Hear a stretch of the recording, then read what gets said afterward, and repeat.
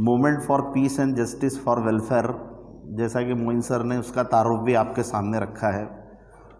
ये बात हमेशा से हमारे ज़िम्मेदारान भी कहते रहे हैं और हम भी इस बात की तकरार करते रहे हैं कि ये कोई चैरिटेबल ऑर्गेनाइजेशन नहीं है, ये कोई धर्मदाय संस्था नहीं है जो कुछ चैरिटी का काम करेगी या लोगों को पैसा जमा करेगी या कुछ मदद या इमदाद कर देंगी या कुछ इस तरह का काम करेगी। बवक्त ज़रूरत, किसी शदीद ज़रूरत के तहत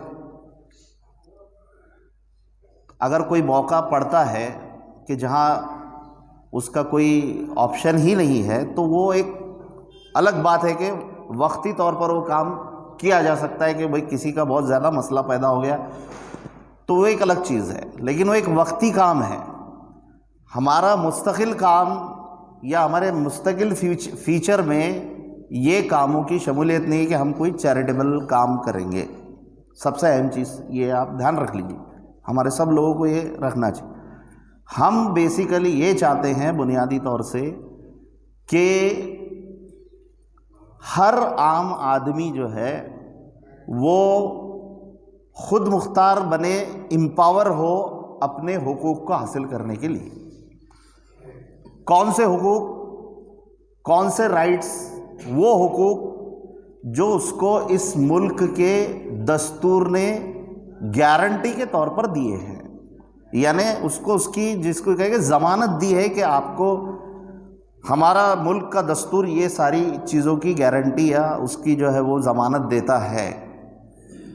और हमारा जो मुल्क है, आप जानते हैं कि 1947 में वो जो है अंग्रेज़ों की ग़ुलामी से आज़ाद हुआ।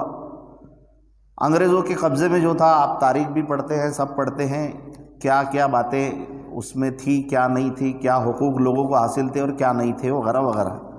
और एक आज़ादी की एक तवील जद्दोजहद है, 100-125 साल पर मबनी, और उसके बाद में 47 पर जो है, और उसके बाद जब आज़ाद मुल्क हमारा हुआ तो हमारे मुल्क के जो दानिश्वरान हैं उन लोगों ने ये सोचा कि अब हमारा जो फ्री जो कंट्री है, आज़ाद जो मुल्क है, वो कैसा होगा और उसके क्या खदोखाल होंगे। तो आप जानते हैं कि डॉक्टर बाबा साहेब अम्बेडकर की जो निगरानी में जो दस्तूर साज कमेटी बनी और उन्होंने ड्राफ्ट बनाया, और वो ड्राफ्ट बनाने के बाद में दस्तूर जो हमारे मुल्क में 1950 से जो कॉन्स्टिट्यूशन लागू हुआ, कॉन्स्टिट्यूशन का मतलब ये है कि अब ये मुल्क कैसे चलेगा, इसमें क्या होगा, लोगों को कैसे रहना होगा, हुकूमत को क्या करना होगा, पुलिस को क्या करना होगा, हर आदमी की जिम्मेदारी क्या होगी, एक आम आदमी की जिम्मेदारी क्या होगी, प्राइम मिनिस्टर की जिम्मेदारी क्या होगी, प्रेसिडेंट की क्या होगी, पुलिस की क्या होगी, फलां की क्या होगी, इसमें सब चीज़ें जो है वो तय कर दी गई है। और यहाँ के लोगों को क्या हुकूक हासिल हो गए। तो हमारे मुल्क के दस्तूर में ये लिखा गया है कि हमारा मुल्क एक वेलफेयर स्टेट है, यानी एक कल्याणकारी राज्य है। मतलब ये है कि हमारे मुल्क की हुकूमत, जो भी हुकूमत बनेगी, जिस लेवल पर भी होगी, चाहे वो पंचायत समिति या ग्रामीण जो लेवल पर हम कहते हैं ग्राम पंचायत कहते हैं, वहाँ की गवर्नमेंट से लेकर तो आपकी जो मरकज़ी पंचायत जिसको हम पार्लियामेंट कहते हैं, वहाँ की सरकार और प्रधानमंत्री तक के, ये इनकी ये जिम्मेदारी होगी कि यहाँ के हर रहने वाले नागरिक को वो एक वेलफेयर की ज़िंदगी जो है वो देने के पाबंद होंगे। और उन्होंने कहा, उसमें आर्टिकल 21 में हमारे लिख के दिया गया है 21 में, कि हर आदमी को यहाँ के एक जिसको कहें कि इज़्ज़त के साथ ज़िंदगी गुजारने का हक हासिल होगा। और उस इज़्ज़त की ज़िंदगी को गुजारने के जो हक को, उसको जो जो चीज़ें दरकार होगी, जाहिर सी बात है एक इज़्ज़त की गरिमापूर्ण जीवन बिताने के लिए किसी आदमी को जाहिर सी बात है कि उसको एक अच्छा रोज़गार चाहिए, उसको एक अच्छी जो है वो उसको एक छत चाहिए, उसको जो है वो खाने का 2 वक्त का उसका इंतज़ाम बेहतर होना चाहिए, वो भूखा नहीं रहना चाहिए, उसको हेल्थ की अच्छी सुविधा हो, उसके पास में उसके बच्चों के लिए उसको एजुकेशन की जो है वो सहूलियात जो है, तालीम की सहूलियात उसके पास में अच्छी हो, ये जो बुनियादी चीज़ें हैं, ये सारी बुनियादी चीज़ें उसको अवेलेबल कराना ये सरकार की जिम्मेदारी है और ये उसको ये गारंटी हमारा दस्तूर उसको देता है। तो हम जो मांग कर रहे हैं या हम जो बात करना चाहते हैं वो हमारी कोई नाजायज़ किस्म की मांग या कोई आलतू फालतू या कोई आउट ऑफ द लाइन और कोई नई बात कुछ भी नहीं है। हम वही बात कर रहे हैं जो इस मुल्क के दस्तूर ने कही है, इसके कॉन्स्टिट्यूशन ने कही है।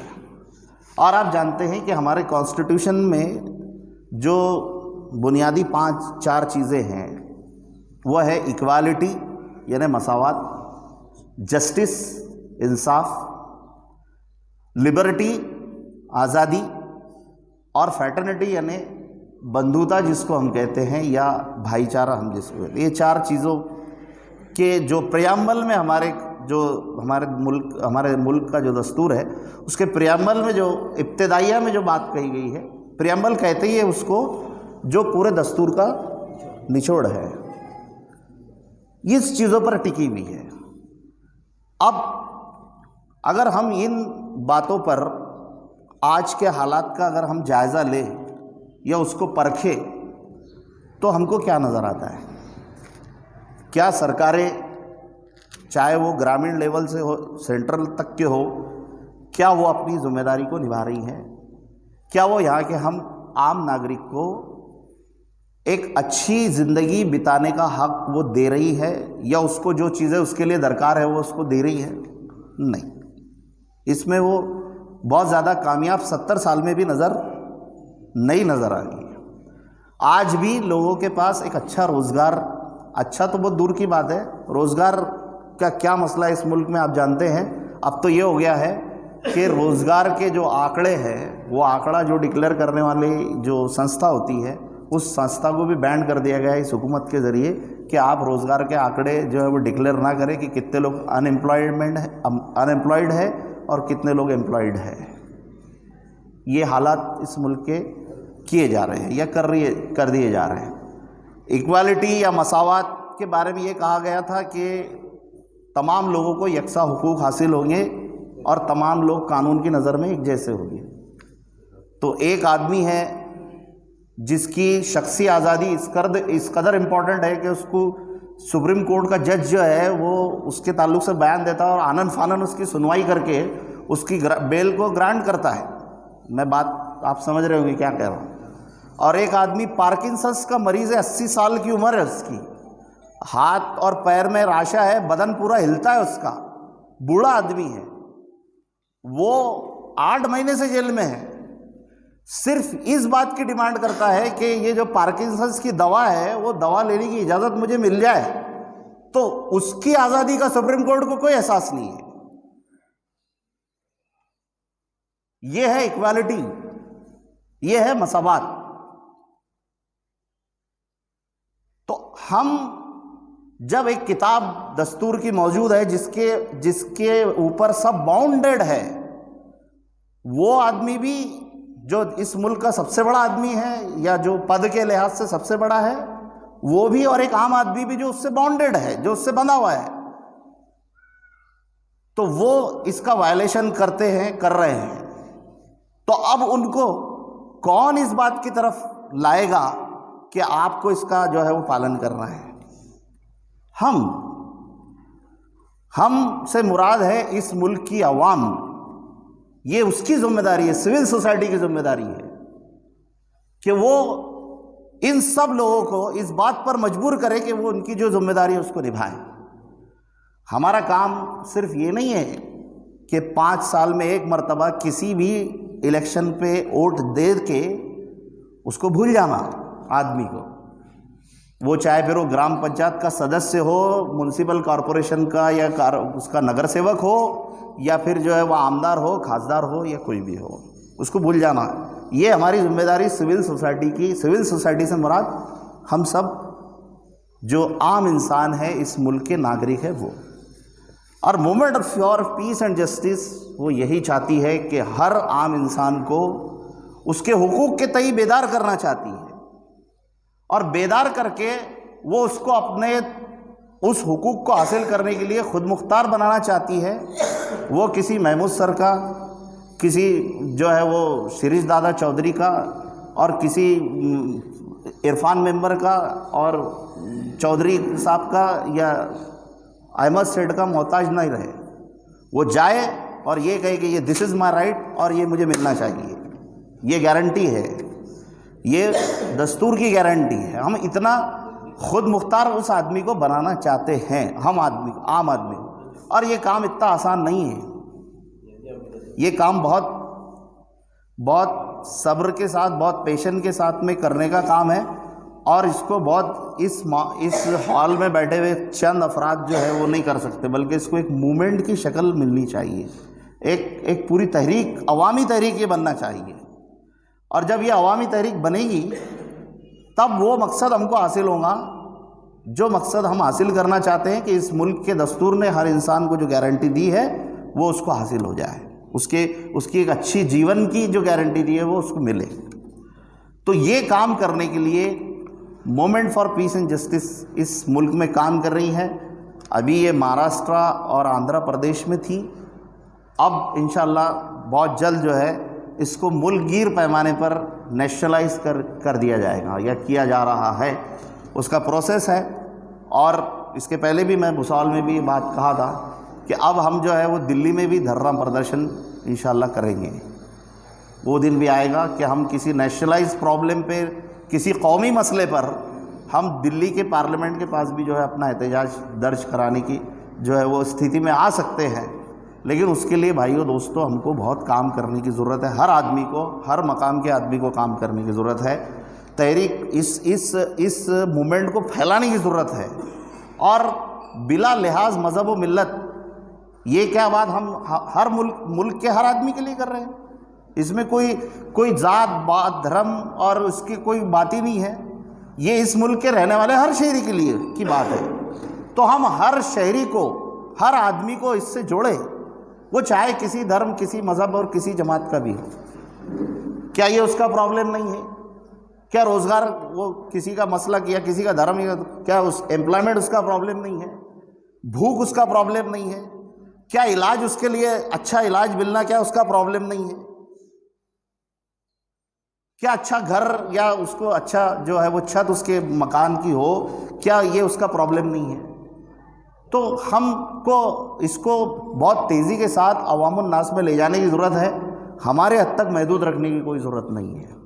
और इसके लिए हमने बेसिकली 5-6 मुद्दों पर हमने काम करने का निश्चय लिया है, निर्णय लिया है, और हम उसको कर रहे हैं। इसका मतलब ये नहीं कि हम इसको चिटक के बैठे हुए कि अब ये रिंगन जो हमारी बन गई है या ये जो दायरा हमारा बन गया है इसके बाहर हम निकलेंगे नहीं, बल्कि एक फोकस एरिया है हमारे, जो बुनियादी चीज़ें हैं कि भाई राइट टू फूड है, हक़ जो जिसको हम कहते हैं जो ग़िज़ा का हक़ है उसकी बात है। राइट टू फूड है, अन्न अधिकार जिसको एक बुनियादी मसला है आदमी का, खाना।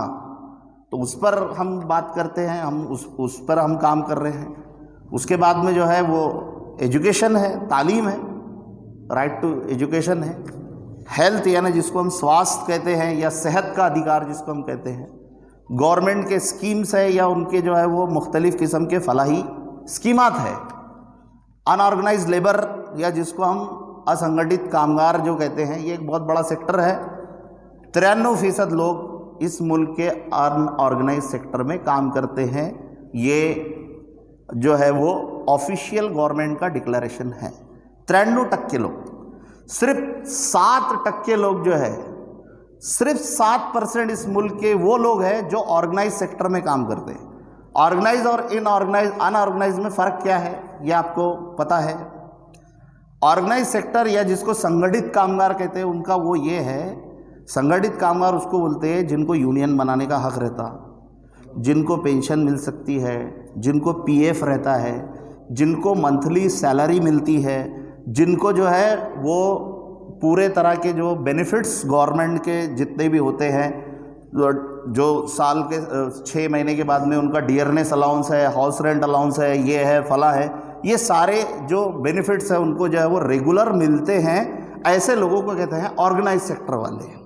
और जिनको यूनियन बनाने का कोई अधिकार नहीं है, या जो यूनियन जिनकी नहीं होती है, जो बिल्कुल बिखरे हुए होते हैं, जिनको कोई जिसको कहेंगे कि कोई रेगुलर सैलरी नहीं होती है, जिनका कोई पीएफ अकाउंट नहीं होता है, कुछ नहीं होता, तो उनको कहते हैं अनऑर्गेनाइज सेक्टर है। तो ऐसे 97% लोग हैं इस मुल्क के अंदर, 7% लोग जो है वो ऑर्गेनाइज सेक्टर में काम करते हैं। तो आप सुनिए कि ये इतना बड़ा सेक्टर है जिसमें काम करने की हमको बहुत ज़्यादा आवश्यकता है, क्योंकि इनके मसाइल भी उतने ही ज़्यादा है।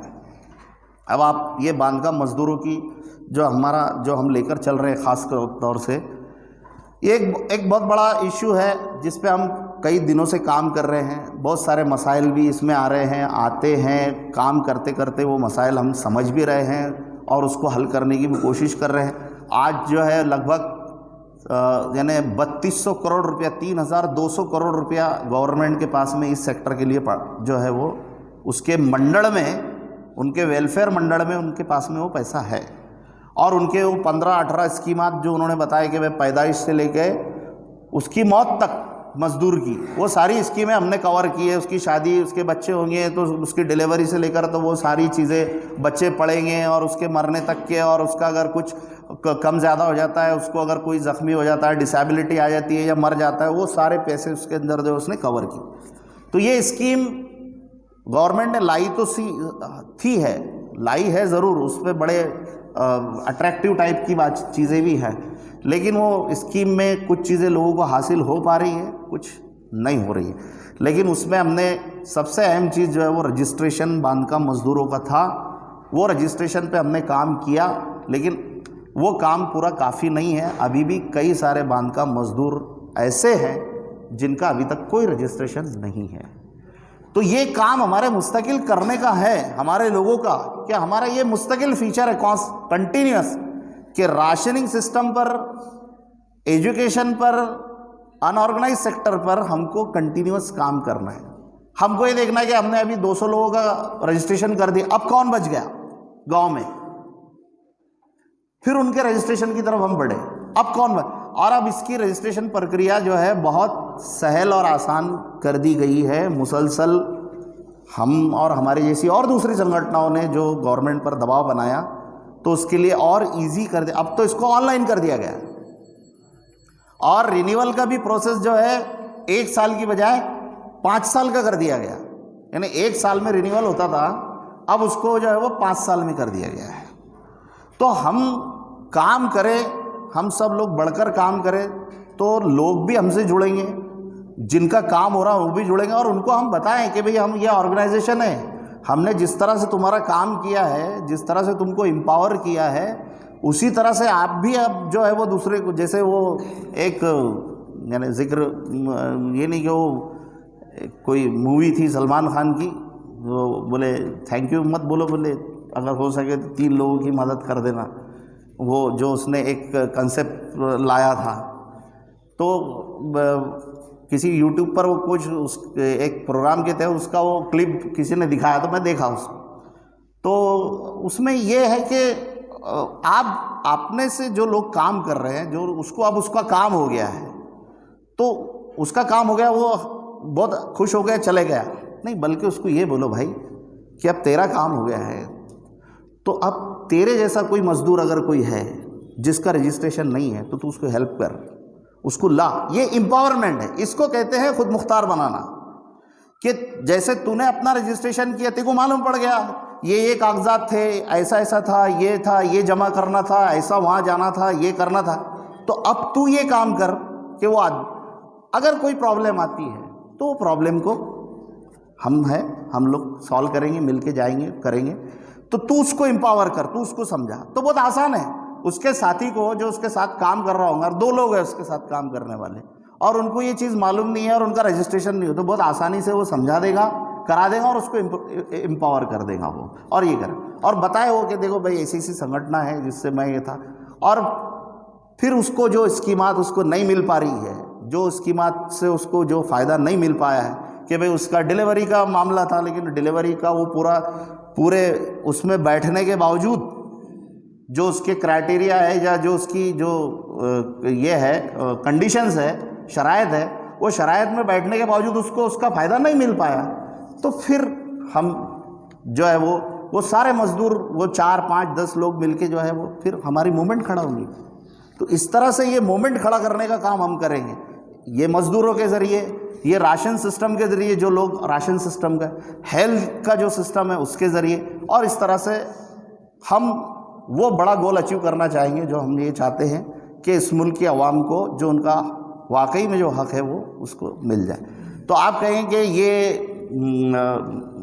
एक दीवाने का ख्वाब है, ऐसा कोई कह सकता है कि ये क्या इस ज़माने में और इस दौर में ऐसी आप बातें करते हैं, ये तो एक एड़े किस्म की बातें हैं, ऐसा पॉसिबल नहीं है, ऐसा पॉसिबल नहीं है। अगर ऐसा आप सोचते हैं तो वो लोग जब अंग्रेज़ इस मुल्क पर काबिज़ थे और जब अपनी बात करना भी मुश्किल था, जुल्म और जबर का दौर था, डेमोक्रेसी नाम की, जमहूरियत नाम की कोई, आज तो जमहूरियत है, हमारी आवाज़ बताने का, हम कॉन्स्टिट्यूशन की दुहाई देने का, अदालत का हमारे पास में ज़रिया है मौजूद, धरना करने का, मोर्चा करने का, मेमोरेंडम देने का, बात करने का, ये ऐसा जमा होना शायद अंग्रेज़ों के ज़माने में मुमकिन था भी नहीं, पता नहीं कहाँ से आया हो अंदर आपको सब।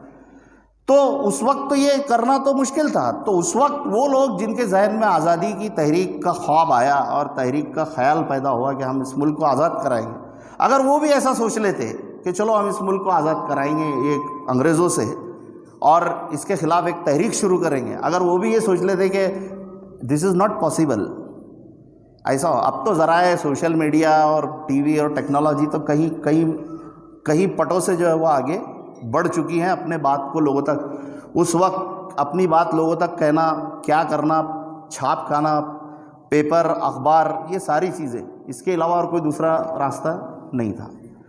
तो उस वक्त वो लोग अगर सोचते तो आज हम इस आज़ाद मुल्क में आज़ादी की फ़िज़ाओं में सांस नहीं ले रहे। तो कोई चीज़ मुमकिन नहीं है। और फिर ये इंसानी, खालिस इंसानी भलाई का काम है, इंसानों के हुकूक उनको दिलाने का काम है। तो जाहिर सी बात, ये कोई गलत काम थोड़ी हम कर रहे हैं, उनकी भलाई का, उनके वेलफेयर का, उनकी अच्छाई के लिए जो हम काम कर रहे हैं तमाम इंसानियत की, तो ये क्या गलत काम है?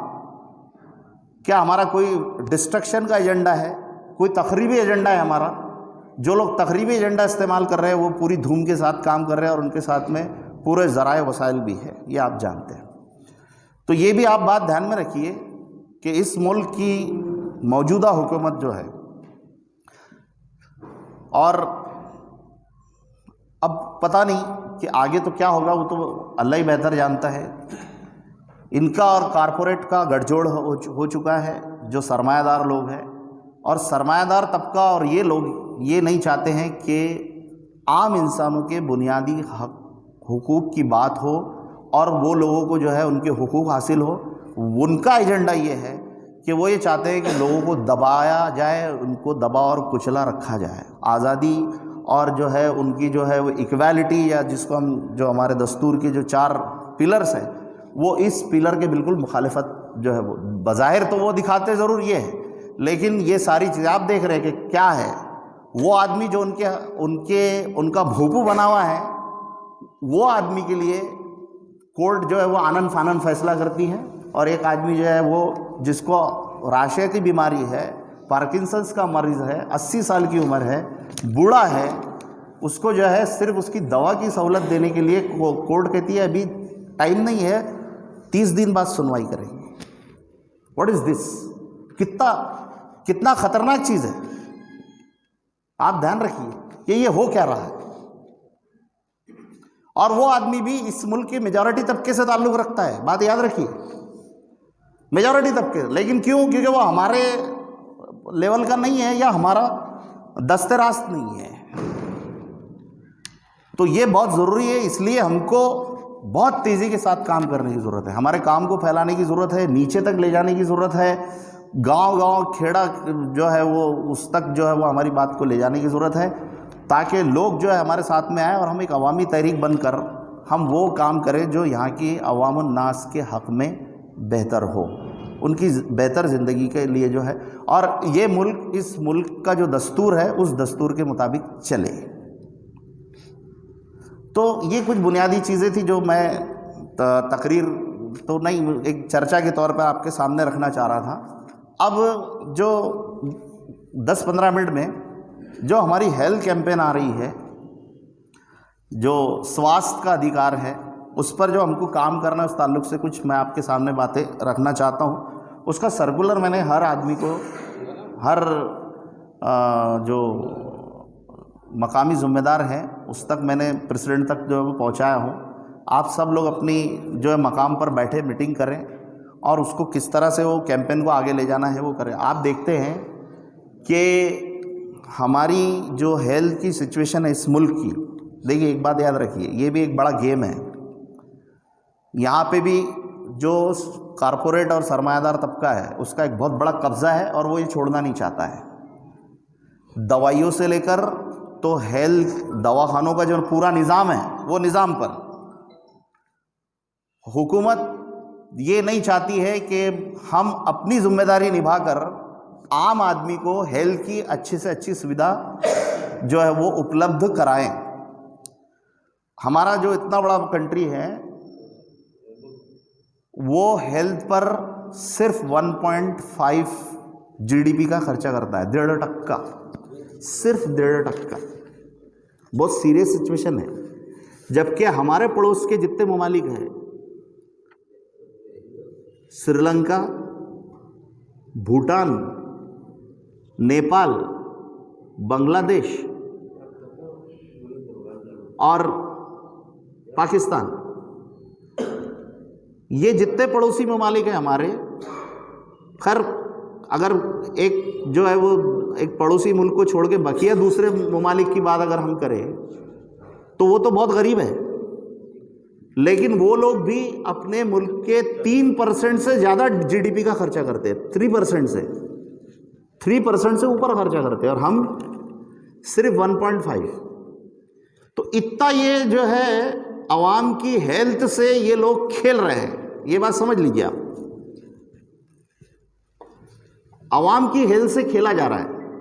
और इस पेंडेमिक पीरियड में जो पूरे हेल्थ के सिस्टम का जो चरमराया हुआ चेहरा जो है वो लोगों को देखने को मिला, जिससे कई सारे लोगों की अमवात जो हुई है वो यही वजह से हुई है कि सरकार ने अपना जो दायित्व है या जो अपना जो फ़र्ज़ है वो निभाने की बजाय जो है इस सिस्टम को जो है वो ऐसे ही छोड़ दिया है।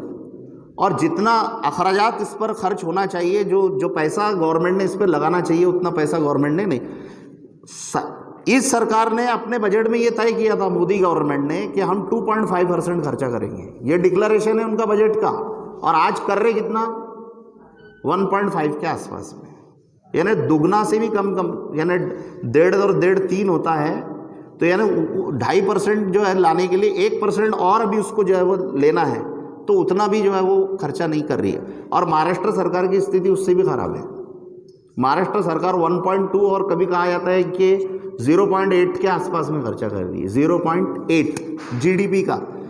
और ये आंकड़े उनके हैं, ये हमने ढूंढ के लायल नहीं है, ये उन्होंने कहा। किसी ने पूछा उनसे कि आप कितना खर्चा कर रहे हैं, तो उन्होंने ये बताया कि इतना है। तो अब सरकार का दिया हुआ इतना है, तो पता नहीं हकीकत क्या होंगी, वल्लाह आलम। तो ये जो हेल्थ का सिस्टम है कि इसमें हम ये चाहते हैं एमपी जी कि जो ये आम आदमी की ज़रूरत है, और आप जानते हैं कि किसी को एक मामूली सा इलाज करवाने के लिए या कुछ थोड़ी बहुत उसको कोई सीरियस बीमारी हो तो वो इलाज कराने के लिए उसको अपने घर के गहने तक बेच देना पड़ते हैं, और वक्त पड़ा तो शायद अपना घर भी बेच देना पड़ता है। ऐसी स्थिति भी कई सारे लोगों के साथ में आज भी होती है। इतना खर्च जो है वो इलाज के ऊपर आता है।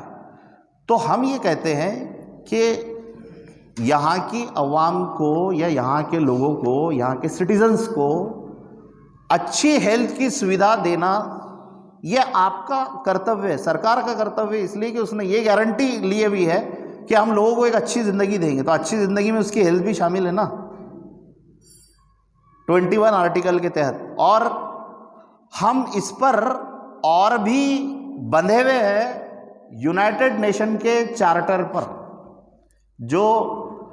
जिसको हम हिंदी में क्या बोलते हैं, यूनाइटेड नेशन को संयुक्त राष्ट्र बोलते हैं। उस संयुक्त राष्ट्र में जितने वर्ल्ड के कंट्री है वो सारे कंट्रियों ने इस बात पर सिग्नेचर किया है कि हाँ, हम हमारे यहाँ के लोगों को ये सुविधा पुरवाएंगे या उनको ये सहूलत देने के लिए हम बाध्य है, हम इसके लिए जो है वो बंधे हुए हैं। ये बात ध्यान में रखिए ना, ये कोई ऐसी चीज़ नहीं है। इसके बावजूद ये हो रहा है कि इस मुल्क के अवाम की हेल्थ के तरफ बिल्कुल भी सरकारों का ध्यान नहीं।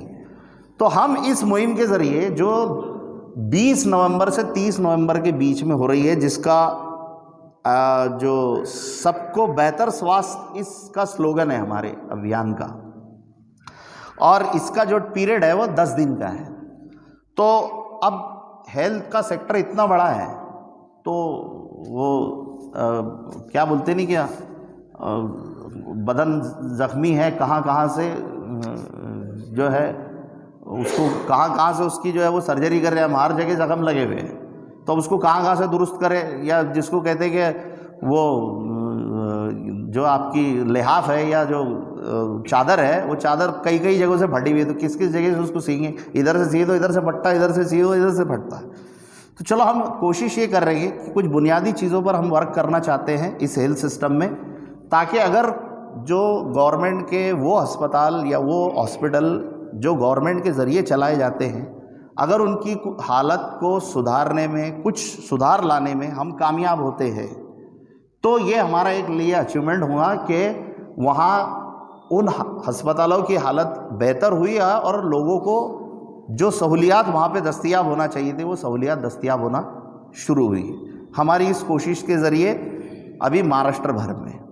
तो इसके लिए करना क्या है हमको, बहुत सिंपल सी चीज़ है कि हर गांव में, हर तालुके में एक प्राथमिक आरोग्य केंद्र जिसको हम कहते हैं, या PHC जिसको बोलते हैं, वो होता है।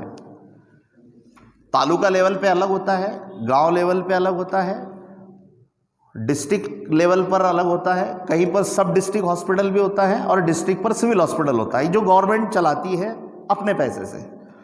तो इसमें हमको करना ये है कि ये जो अस्पताल गवर्नमेंट के हैं, इन हॉस्पिटल्स में जो दस्तयाब सुविधाएं हैं जो लोगों को मिलनी चाहिए और जिसके जो कंपलसरी है गवर्नमेंट के रूल के मुताबिक, हमारे रूल के मुताबिक नहीं। मैं कहूँगा कि फैजपुर के अंदर जो है वो हार्ट सर्जरी का इंतज़ाम हो जाना चाहिए, नहीं, ये मेरी ख्वाहिश हो सकती है, लेकिन गवर्नमेंट ने कही कि भाई फैजपुर के अंदर जो PHC है, प्राथमिक आरोग्य केंद्र है, उसमें ये इतनी चीज़ें होना चाहिए, इतने डॉक्टर होना चाहिए, इतना रूम होना चाहिए, इतने बेड होना चाहिए, पैथोलॉजी का ये इंतज़ाम होना चाहिए, इतने जो है वो वार्ड बॉय होना चाहिए, इतनी नर्सेस होना चाहिए, ये इंतज़ाम उसके अंदर होना चाहिए गवर्नमेंट के मुताबिक, IPHS नॉर्म्स उसको कहते हैं।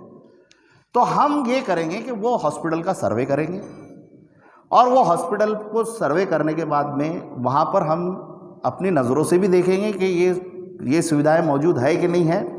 जैसे इंफ्रास्ट्रक्चर हमको दिख जाएगा कि भाई कितने रूम है, क्या है, कितने बेड है, एक्सरे मशीन है या नहीं है, या ये है, ये चीज़ें, और कुछ चीज़ें उनसे भी मालूमात हम लेंगे। हो सकता है कि वो हॉस्पिटल के ज़िम्मेदारान हमको मालूमात आसानी से दे, अगर नहीं देते हैं तो आप उनसे ज़रा सा बात करके, उनको परस्यू करके उनसे बोले कि भाई आपके पास में ये इसके मुताबिक क्या क्या चीज़ें हैं, इसको या तो आप टिक मार्क कर दे, नहीं है तो उसको क्रॉस कर दे, लिख कर दे दे। आप कोई आपकी सिग्नेचर हमको चाहिए नहीं, कुछ नहीं चाहिए कि भाई ये है नहीं। भाई 2 MBBS डॉक्टर होना था तो 1 MBBS डॉक्टर है, 1 MBBS डॉक्टर नहीं है। 4 नर्स होना था, 2 ही नर्स है, 2 नर्स नहीं है। 4 वार्ड बॉय होना चाहिए था, 5 वार्ड बॉय होना चाहिए था, तो 3 है, 2 नहीं है। लैब जो है वो लैब टेक्नीशियन होना चाहिए था, है नहीं है, ये इंतज़ाम है। दवाई फार्मासिस्ट है, ये है, वगैरह वगैरह, ये ले लें। और ये लेने के बाद में हम क्या करेंगे कि ये फैजपुर लेवल पर, जैसे अभी फैजपुर की में हम खड़े यहाँ पर बात कर, तो वहीं पर हम जाकर यहाँ के जितने भी जो इससे कंसर्निंग लोग हैं, उन कंसर्निंग लोग तक पहले तो हमारा प्रांत अधिकारी है, तहसीलदार है, उस तक उसको जो उसका, और फिर उसके बाद में CS तक, कलेक्टर तक, उस तक हमारी बात को पहुंचाएंगे। यहाँ के आमदार के पास में जाने का आपको, उससे मीटिंग करना है और आमदार के पास में जाकर उसको बताना है कि देखिए अपने यहाँ का जो PHC है उस PHC की हालत ये है, इसमें ये होना चाहिए, ये नहीं है, ये होना चाहिए, ये नहीं है। हम आपको, आप हमारे लोक प्रतिनिधि हैं, हम आपको और लिखित में दे, बोले भी लिखित में भी दे कि हम आपको ये अर्ज करते हैं या आपसे ये रिक्वेस्ट करते हैं कि आप जो है यहाँ पर ये सारी चीज़ों की जो है सहूलियात को दस्तयाब करवाएं। और हमको उस वक्त तक खामोश नहीं बैठना है जब तक ये काम 10 दिन की मुहिम ज़रूर है हमारी, लेकिन ये कंटिन्यू करने का, ये 10 दिन में ख़त्म होगा ऐसा ज़रूरी नहीं है। ये तो हो सकता है कि 10 दिन में ही सिर्फ हम मालूमाती हासिल कर पाए, लेकिन एक कैंपेन के तौर पे हम कर रहे हैं तो भाई ठीक है, फोकस करके हमको वो काम उस पर करना है और हम उसको इस बात पर अथॉरिटीज़ से लेकर सबको मजबूर करें कि भाई ये हॉस्पिटल में ये सारी सुविधा उपलब्ध। और अगर उस PHC सुविधा केंद्र में, उसमें हॉस्पिटल में अगर ये चीज़ें मुहैया हो गई तो आप जानते हैं कि लोगों का कितना फ़ायदा होगा, आम लोगों को कितना, क्योंकि वहाँ पर फ्री में इलाज होता, फ्री में। अगर वहाँ एक्सरे मशीन की वो है और एक्सरे मशीन नहीं है और एक्सरे मशीन आपने दस्तयाब कर दी है तो 500 रुपये एक्सरे को लगते हैं आज, तो एक गरीब आदमी के 500 रुपये बचेंगे, उसको वो सहूलत मिल जाएगी वहाँ। तो ये काम आपको करना है इसके ज़रिए। और ये ना सिर्फ आपके इलाके में बल्कि आपके नीचे जो दूसरे और भी जगह है वहाँ के लोगों को भी आप बोलकर जो है इस सिलसिले में काम करें। तो ये काम आपको करना है। अब मैं एक चीज़ आपको बता देता हूँ, आपको फ़ोन पे बात करनी है तो बाहर जाके कर लीजिए प्लीज़, है ना जी, बड़े अदब के साथ। अभी प्राइमरी हेल्थ सेंटर जो होता है इसमें पूरी जो हमारा जो सर्कुलर है ना उसमें सब पूरी डिटेल मालूमात दी हुई हमने कि क्या है कैसा है। जैसे प्राइमरी हेल्थ सेंटर में मैं सिंपली आपको बता देता हूँ, जो ग्रामीण स्वास्थ्य सेवा केंद्र होता है उसमें क्या होना चाहिए, डिलीवरी से पहले की जांच, वहाँ पर टीका जो होता है टीकाकरण उसका काम होना चाहिए, छोटी छोटी बीमारियाँ बुखार सर्दी खांसी उसका इलाज। देखो इस गवर्नमेंट का जो सिस्टम है ना वो 3 लेवल का है, एक बात सुन लीजिए, एक है प्राइमरी, एक है सेकेंडरी और एक है टर्शियरी, यानी बुनियादी, सानवी और जो है वो टर्शियरी किस्म का, जो तीन लेवल पर है। बुनियादी मतलब ये है कि जो बेसिक चीज़ें होती है उसका इलाज वो बुनियादी लेवल पर प्राथमिक आरोग्य केंद्र में है। सेकेंडरी यानी जहाँ पर आपको थोड़ी सीरियस बीमारी का इलाज जो है वो वहाँ पर होता है, थोड़ी सीरियस, ज़्यादा नहीं। तो ऐसा जो हॉस्पिटल हो सकता है वो उप जिला रुग्णालय जिसको बोलते हैं हम, डिस्ट्रिक्ट सब सिविल हॉस्पिटल जिसको बोलते हैं वो, और जहाँ काफ़ी सीरियस बीमारियों का इलाज होता है, कैंसर है, हार्ट है, ये है, उसको बोलते हैं सिविल हॉस्पिटल। ये 3 लेवल पर उसका गवर्नमेंट का सिस्टम है, ये भी समझना ज़रूरी है हमारे को। तो जो प्राइमरी सिस्टम होता है वो शहर, ये गांव लेवल पर होता है, और उप जिला रुग्णालय जो होते हैं वो डिस्ट्रिक्ट के कुछ तालुकों में होते हैं, जैसे शायद बोदवड़ में है, भुसावल में है, चोपड़ा में है और अमलेर में है। तो ये डिस्ट्रिक्ट सब सिविल हॉस्पिटल है। और एक सिविल हॉस्पिटल होता है जो सिर्फ डिस्ट्रिक्ट लेवल पर होता है, जो जलगांव में है, यानी अपने डिस्ट्रिक्ट की अपन बात करें तो ऐसा उसका डिस्ट्रीब्यूशन है। तो आपके यहाँ प्राइमरी हेल्थ सेंटर होंगे, और हो सकता है कि कोई दवाखाना नगर पालिका भी चलाती हो, वो दवाखाने को भी देखने का अपनों को, क्योंकि वो दवाखाने का भी टैक्स गवर्नमेंट हमसे लेती है। आरोग्य कर करके हमारे म्यूनसिपैलिटी जो आती है ना घर की, वो घर के टैक्स में आरोग्य कर भी आता है जो हम भरते हैं, कोई फुकड़ अपनों को गवर्नमेंट नहीं दे रही हो। तो आप उसके ऊपर भी ध्यान रखेंगे, उसका भी सर्वे आप करेंगे अगर म्यूनसिपैलिटी आपके यहाँ कोई हॉस्पिटल चला रही है तो उसमें सब ये चीज़ें होंगी। उसके बाद में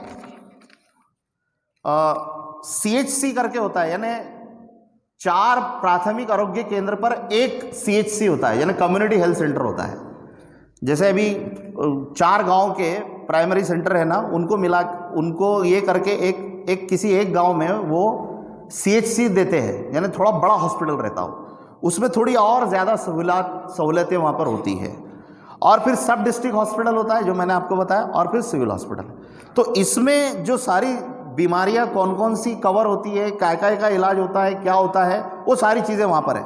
और उन हॉस्पिटल में क्या क्या चीज़ें होना चाहिए IPHS नॉर्म्स के मुताबिक, वो भी हमारे सर्कुलर के अंदर दी हुई। तो आप लोग अपने मकाम पर बैठो, उसका अच्छा डिटेल स्टडी करो, और वो हॉस्पिटल का जाके सर्वे करके उसकी पहले मालूमात लो, खुद भी जाओ, और वहाँ के जो जिम्मेदार हैं उनको थोड़ा सा कॉन्फिडेंस में लेके, ऐसा नहीं कि हम कुछ काड़ा करने वाले या ये, वहाँ के जो कर्मचारी है वो कर्मचारी इस बात के जिम्मेदार नहीं है कि वहाँ पर जो सहूलियात होना चाहिए वो नहीं है, वो कर्मचारी जिम्मेदार नहीं है। एक बात याद रखिए, ये उनको वहाँ से सरकार की तरफ से आएगा तो वो देंगे, जाहिर सी बात। तो हमारी लड़ाई सरकार से है, हमारी लड़ाई किसी कर्मचारी से, किसी डॉक्टर से नहीं है। तो उनको साफ ये बता देना, और उनको बोलना कि हम ये सारी सुविधाएं यहाँ लाना चाहते हैं।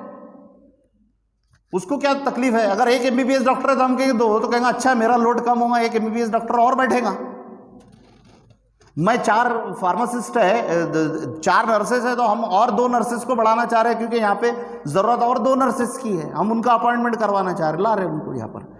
तो नॉन परमानेंट परमानेंट जो भी हो, हम पूरा डेटा उनसे ले, और फिर हमारी उस डेटा को सामने रखते हुए गवर्नमेंट के हिसाब से वहाँ पे क्या होना चाहिए वो हम बनाएं, और उसको इस तरीके से हम पूरा, तो फिर हम ये पूरा डेटा हमारे स्टेट लेवल पे भी जाएंगे, और स्टेट हमारा डायरेक्ट स्वास्थ्य मंत्रालय से बात करने वाला है कि भाई ये इस तरह से ये सहूलियात फैजपुर में हमारे पास में ये आया, हमारे लोगों ने लाए हैं, वहाँ से ये चीज़ें हैं, ये चीज़ें नहीं हैं, यहाँ पर ये चीज़ें दस्तयाब होना चाहिए।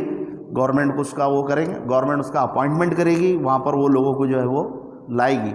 अगर वो मशीनें, जो चीज़ें वहाँ होना चाहिए, सोनोग्राफी मशीन, बड़ी sonography machine, MRI, CT scan, जो भी अगर वहाँ ये रूल में लिखा है कि वो होना चाहिए, तो वहाँ पर वो गवर्नमेंट को लाने के लिए अपन कंपेल करेंगे। अगर हम ये काम कर पाते हैं तो समझ लीजिए कि हम एक बहुत बड़ा बुनियादी काम जो है वो हम कर पाएंगे, और लोगों को वो जो हेल्थ की सहूलियात है वो दस्तयाब कराने में कामयाब होते।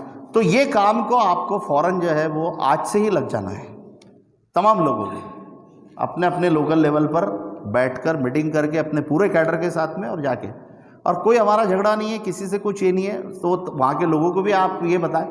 और लोक प्रतिनिधि से लेकर तो जो सरकारी जिम्मेदारान लोग हैं, जबकि जो हेल्थ डायरेक्टोरेट हम जिसको कहते हैं, वो संचालनालय जिसको कहते हैं आरोग्य संचालनालय, और मिनिस्टर, सेक्रेटरी, वहाँ तक हम ये बात को लेकर जाएंगे, और हर मुमकिन कोशिश करेंगे कि वो जो बेसिक सुविधाएं जो उन जगहों पर हासिल होना चाहिए, जिन जगहों पर ये हॉस्पिटल्स मौजूद हैं, तो वो उसको हम फुलफ़िल करने की हम कोशिश ज़रूर करेंगे। अब अल्लाह ताला से ये हमारी ये नहीं, ये है कि अल्लाह ताला उसको कितना हमको कामयाबी देता है, ये हमारे अपने एफ़र्ट्स पर और हमारी कोशिशों पर है। और अगर हम ये काम कर पाते तो आप देखिए कि एक आदमी का अगर फ्री में सोनोग्राफी हुआ, और वो सोनोग्राफी की मशीन आपने लाई है, तो उसके अजर में आपका भी नाम लिखा जाएगा, आपको भी उसका वो मिलेगा, उसका वो पैसा बचेगा, उसकी वो तकलीफ़ दूर होगी, वो बीमारी उससे उसको निजात मिलेगी, तो यकीनन अल्लाह ताला आपके भी हिस्से में उसका अजर लिखेगा, ज़रूर लिखेगा। तो ये काम हमको करना, और इसके लिए हम MPJ सिर्फ नहीं, हमको लोगों को भी, ऐसे लोग जो सिविल हॉस्पिटल में जाके अपना इलाज कराते हैं, जो बहुत कमज़ोर तबकात के हैं, जिनकी फाइनेंशियल कंडीशन अच्छी नहीं है, तो हम उनको साथ में लें, और वो लोगों के ज़रिए हम ये काम ये करवाएं कि भाई ये चीज़ें हमको यहाँ मिलना चाहिए।